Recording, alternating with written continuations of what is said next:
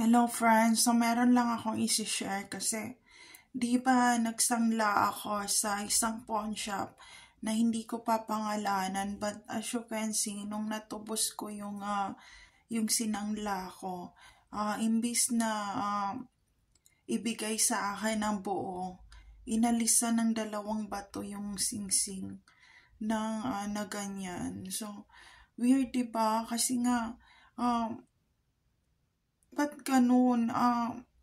Isinangla ko pero bakit nawala yung ibang bato dito sa singsing, 'di ba?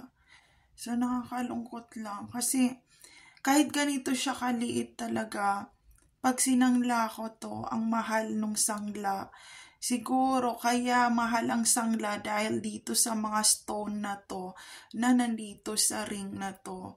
Kaya nila tinataasan ang sangla, pero hindi ko tinataasan, and 1,000 pesos lang ang sangla ko. Pero sinabi nung sa pawn shop na hindi lang 1,000 yung sangla ng singsing na to, kahit na manipis siya, kahit na maliit siya, and because of the stone of this ring, and the stone is already missing. 2 stone of this ring is already missing.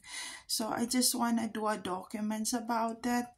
So ayun, pag nagsangla kayo, pakitingin na lang, baka imbis na nakatulong ang pagsangla ninyo, lalo pa na doble dahil nagkaganyan. Sabi ko, asa na yung yung double stone? 4 stone siya, pero yung 2 stone na wala na. And sinabi nung napagsanglaan ko, kahit manipis siya, ang dahilan kaya siya nagiging mahal is because of those stones. So ayun, meron pa ako mga jewelry na nawawala na siya ng stone, ganyan-ganyan. And nalulungkot talaga ako.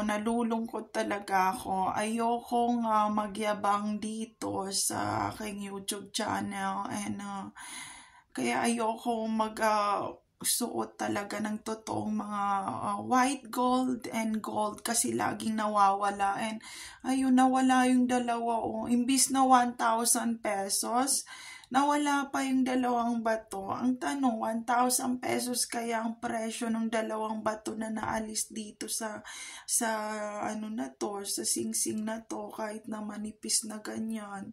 So ayun, gusto ko lang i-share. I don't wanna shout out what kind of stone is inside this ring.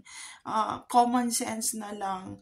Pero 2, diba, sinagad niya, 2 stone kinuha niya, 1,000 pesos sangla ko, pero hindi talaga yun yung price ng sangla na 1,000. But because na hindi ako lagi nabibigyan ng asawa ko ng pera, ayoko isang lato ng mahal dahil ayoko talagang isang Kaso, kailangan kong isang for the pamasahe, ganyan, punta dito, punta doon.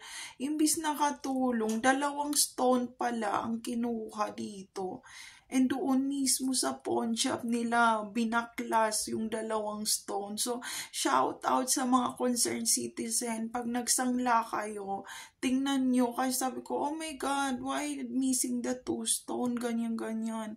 So, ayun, there's no safe place to all targeted individual out there. Take care always, everyone. Mag-ingat kayong lahat sa mga ganitong klase ng tao. So, hindi ko napapangalanan yung pawn shop.